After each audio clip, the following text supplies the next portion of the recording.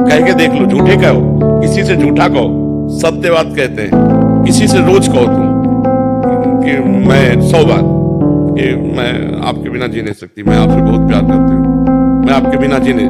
2 महीने में हालत ये हो जाएगी कि आप उसके बिना जी नहीं सकते हो। जब ये लौकिक में ऐसा है तो हम जब परमात्मा से, प्रभु आपके सिवा मेरा कोई नहीं है, मैं सिर्फ आपसे प्यार करना चाहती हूँ, अब झूठा है या सच्चा हो तो आप जानो, लेकिन मैं आपसे प्यार करना चाहती हूँ, सच्चा प्यार हो जाएगा, सच्चाई से हो जाए। भगवान के सिवा मेरा कोई नहीं है, भगवान के सिवा कोई नहीं। अब हम आज तक हमारा कोई दोस्त नहीं बना, हम जिससे मिले हैं तो उससे पहले बता दिया कि हमारा आखिरी मिलन होगा।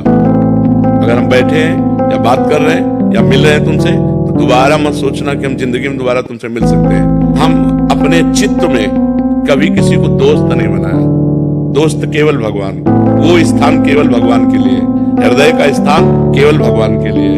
हम केवल भगवान के हैं और भगवान मेरे हैं। ये अगर हम झूठ से भी शुरू कर दे कि भगवान केवल मेरे हैं, मैं भगवान का हूं, तो पक्का मानिए वो प्यार सच्चा हो जाएगा। अच्छा, अब पहचान कि क्या सच्चा प्यार मुझे भगवान से है, तो भगवान की बात है।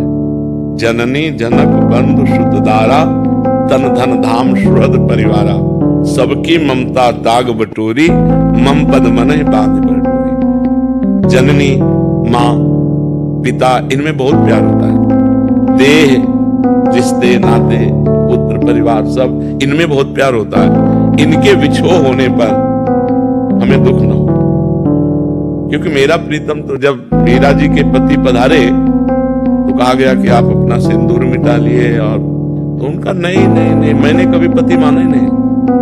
मेरे तो गिरधर गोपाल दूसरो न कोई, जाके सिर मोर मुकुट मेरो पति सोई। मेरा चूड़ला तो अमर है, क्योंकि मैंने अविनाशी परब्रह्म परमात्मा भगवान श्री कृष्ण को अपना पति माना, ना कि नासवान राणा को माना ही नहीं। मेरा चूड़ला अमर है, जाके सिर मोर मुकुट मेरो पति सोई। मेरे तो गिरधर गोपाल दूसरो, मीरा जी को कोई फर्क नहीं पड़ा। तो ऐसे ही संसार के सब संबंधों के विछो होने पर हमें कोई फर्क ना पड़े, क्योंकि मेरा संबंधी तो अविनाशी है। तो समझ लेना चाहिए अब मेरा सच्चा प्यार भगवान से। जब नरसिंह मेहता जी का पुत्र पधारा तो करताल उठाए और नाचने लगे। गोविंद ने जो किया अच्छा किया, अच्छा किया, भला किया गोविंद ने, और नाच रहे। श्रीवास जी के घर उनका पुत्र पधारा, चैतन्य महाप्रभु का कीर्तन हो रहा है, वो नाच रहे कीर्तन में। कान में आके दासी ने बताया कि पुत्र पधार गया, वो नाच रहे हैं, क्योंकि पुत्र से प्रेम है नहीं, प्रेम तो परमात्मा से है। तो ये स्थिति जब आ जाएगी तब माना जाएगा कि हमारा प्रेम भगवान से सच्चा है। पर अगर हम झूठे भी उनसे कहें तो बड़े प्रेमी हैं। अगर उनसे झूठे भी कहें भगवान हम आपसे प्यार करते हैं, कोई ऐसे कहे ना कि भगवान हम आपसे प्यार करते हैं, वो मान लेते हैं। वो इतने कृपाल है कि झूठे से कह दो कि नाथ मैं आपके शरण में हूं, वो संभाल लेते हैं। और कोई सच्चाई से शरणागत हो जाए तब तो क्या कहना, फिर तो निहाल ही कर देते हैं। महामंडलेश्वर डॉक्टर स्वामी परमानंद जी महाराज रोहतक से।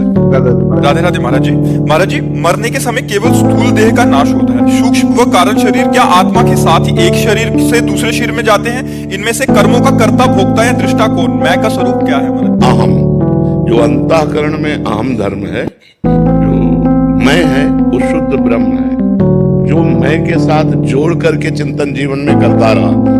जैसे मन, बुद्धि, चित्त, अहंकार, ये अहंकार दर्पण की तरह है जो मैं का प्रकाश स्वीकार करता है। जैसे मैं पुरुष हूँ, मैं स्त्री हूँ, मैं विद्वान हूँ, मैं धनवान हूँ, मैं कुलवान हूँ, ये मान करके जितने कर्म शरीर के द्वारा हुए हैं उसी देहाभिमानी को भोगना पड़ता है। आत्मा निर्लेप है, निर्विकार है, सुख दुख का अनुभव मन को होता है, निश्चय बुद्धि करती है, चिंतन चित्त करता है, स्वीकृति अहम को होती है। वो अहम करता भोगता है, ना कि शुद्ध ब्रह्म।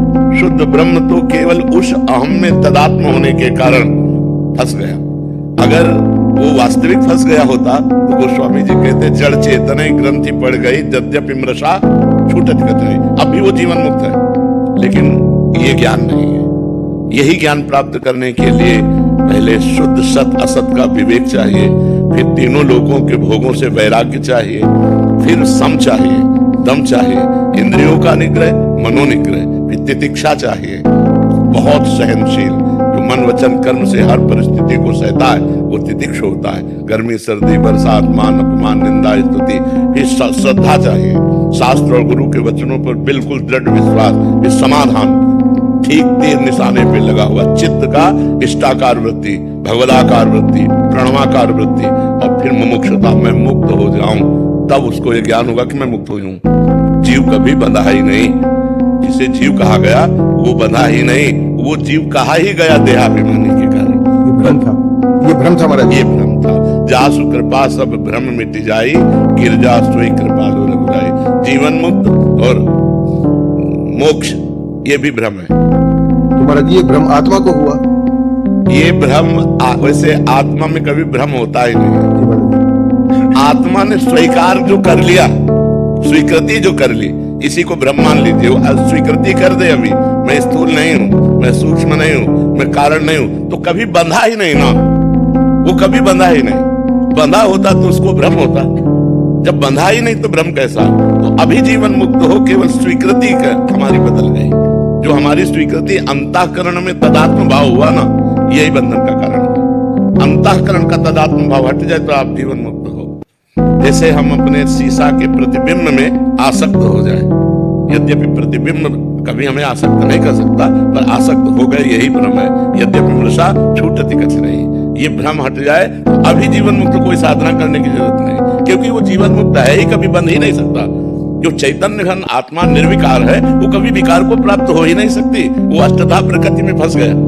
तो यही महाराज ये ऐसा लगता है कि ये क्या मतलब है, ये आत्मा के अंदर असर भी नहीं आता है उसके ऊपर। अरे हम हैं भी बंधे हुए। हाथ जैसे चुंबक हम रख दे छुपा के, और इधर लोहे के यंत्र पड़े हो और उनमें हलचल हो, तो क्या चुंबक हलचल कर रहा है? क्या उसमें कामना है क्या कि हलचल हो जाए? उसके प्रभाव से हलचल हो रहा है। अब वो चुंबक चूंकि पर्दे में है, वो दृष्टिगोचर होने वाला है नहीं, तो हलचल इस पूरे पार्थिव शरीर में हो रही, उसी आत्म तत्व की हो रही। ये ज्ञान हो जाए कि हम तो कभी बंधे ही नहीं थे, तो अभी जीवन मुक्त है, पर अब ये ज्ञान नहीं है, हम बंधे हैं। ऐसा महसूस होता मैं पुरुष हूं, ऐसा महसूस होता है मेरा हाथ है, ऐसा महसूस होता है मैं जी रहा हूं, मैं मर रहा हूं, बस यही भ्रम है। तो महाराज जी भजन के साथ में ये ज्ञान को भी लेना पड़ेगा साथ में? ज्ञान अपने आप उदय हो जाएगा, भजन के साथ ज्ञान लेने की जरूरत नहीं पड़ेगी। आप भजन कीजिए, क्योंकि भजन से संसार का चिंतन छूटता है। जैसे आत्मस्वरूप की स्थिति का तो उदाहरण नहीं दिया जा सकता, क्योंकि वो बहुत तमोगुणी है, लेकिन गाढ़ निद्रा में जैसे सोया हुआ अज्ञानी पुरुष होता है, ऐसे जागृत समाधि में स्थित पुरुष महापुरुष होता है। जागृत अवस्था में उसकी वो स्थिति होती है जो गाढ़ निद्रा में होती है, कि कोई संकल्प विकल्प नहीं, कोई स्फुरण नहीं, पर वो तमोगुण से बुद्धि का लीन होना है, और इसमें बुद्धि का ब्रह्म में लीन होना है। ऐसी गाढ़ अवस्था जहां ब्रह्मभूता प्रसन्नात्मा न सोचति न कांक्षति समा सर्वेषु भूतेषु मद भक्तिम लभते पराम। न कोई सोच है, न कोई चाह है, अखंड प्रसन्नात्मा हमारा स्वरूप है। ये कब आया हमें लोग? जब हमारा चिंतन लौटा। अभी हमारा चिंतन बिखर गया है। चिंतन भजन से लौटेगा, भजन से लौटेगा। जितना आप भजन करते जाएंगे, फिर स्थूल से पहले हमारा राग छूटे तो अंतःकरण से अपने आप राग छूट जाएगा, क्योंकि अंतःकरण मना कष्टान इंद्रियाण प्रकृति स्थान कर, और जहां अंतःकरण से राग छूटा तो अपना स्वरूप। लेकिन पुराने संस्कार जो हो तो प्रभाव डालते। भजन इसीलिए तो कर रहे हैं, वो भस्म करेगा, प्रणव उसको भस्म करेगा। जो प्रणव है, जो हमारा भगवत चिंतन है, वो उसको भस्म करेगा। नहीं चिंतन की जरूरत क्या है? अचिंत्य स्वरूप आप होकर के चिंतन की जरूरत क्या है? तो इसीलिए कि आपका चिंतन बिगड़ गया, तो चिंतन पहले सत लाओ, असत चिंतन से सत चिंतन लाओ। इस सत चिंतन का भी त्याग करके स्वरूप में स्थित हो गए। जैसे घड़ी का सेल निकाल दो, दीवाल घड़ी का, तो मिनट की जगह मिनट और सेकंड की जगह सेकंड, घंटा की जगह घंटा, ऐसे मन बुद्धि चित्त अहंकार ब्रह्म रूप सर्वम खलमिदम ब्रह्म नेना नास्ति किंचन। पहले मिथ्या साबित करके और फिर इन्हीं में ब्रह्म भाव आ जाता है। पहले मिथ्या साबित होता है, ब्रह्म सत्यम जगत मिथ्या, इसके भेद किए गए। तो ये भी जगत ही है, स्थूल से लेकर कारण तक जगत ही है। स्थूल मृत्युलोक, सूक्ष्म स्वर्गलोक, कारण ब्रह्म लोक, स्थूल सूक्ष्म कारण आ ब्रह्म स्तंभ पर्यंतम सर्वम मायामयम जगत। जिनके से लेकर ब्रह्मलोक तक सब मायामय है, ऐसे इस शरीर से लेकर के कारण तक सब मायामय है। जब हम मायातीत हैं, ये अनुभव हो गया तो मुक्त था, मुक्त है, मुक्त रहेगा। वो कभी